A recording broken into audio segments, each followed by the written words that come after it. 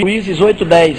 Naquele tempo a arte de fazer guerra superava a potência nuclear de hoje. Nem que os judeus tenham eliminado em um só dia 120 mil da tribo de Judá, todos homens poderosos, por terem abandonado o Senhor Deus de seus pais. E o motivo da morte eram as coisas mais incríveis. E ainda levado cativos 200 mil mulheres e crianças do seu povo irmão, que foi feito escravo. O que quer dizer dos 500 mil homens escolhidos que caíram feridos de Israel? E o que dizer de 1 milhão de etíopes que foram destroçados sem restar nenhum sequer? Será que a Etiópia naquela época já dispunha de 1 milhão de habitantes? Esses dados estatísticos são impossíveis. Não existiam nações com essa população naquele tempo.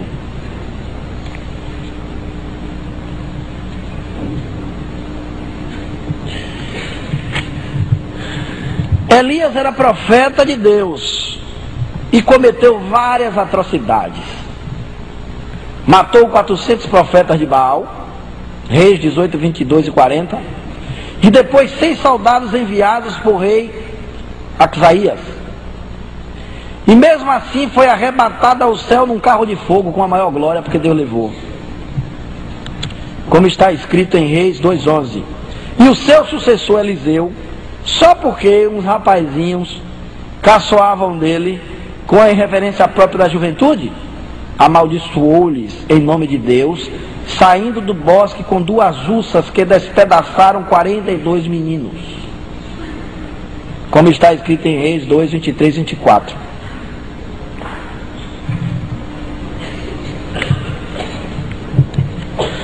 Tem outras coisas curiosas.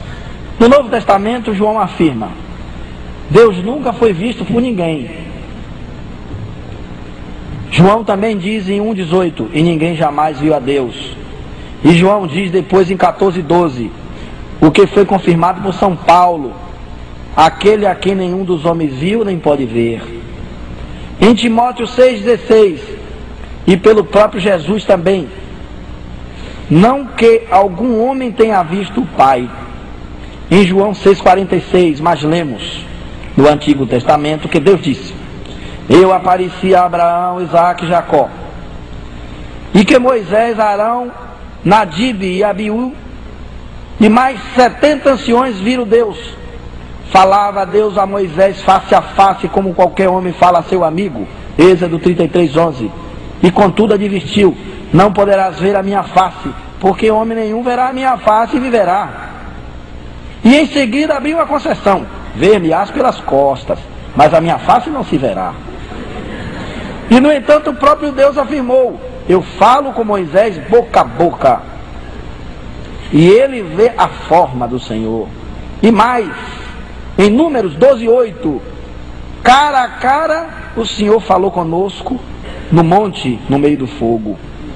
E Moisés, a quem o Senhor conhecera cara a cara, Deuteronômio 34.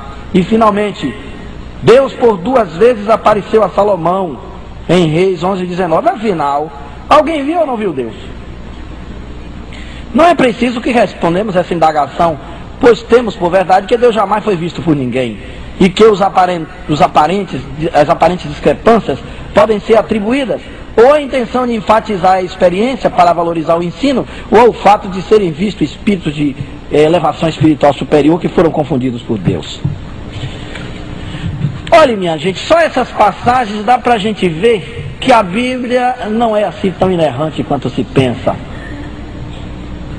Um livro escrito em línguas mortas, em idioma hebraico, depois foi traduzido para o grego, do grego para o greco-romano, depois foi para o latim, do latim para o inglês, do inglês para o português.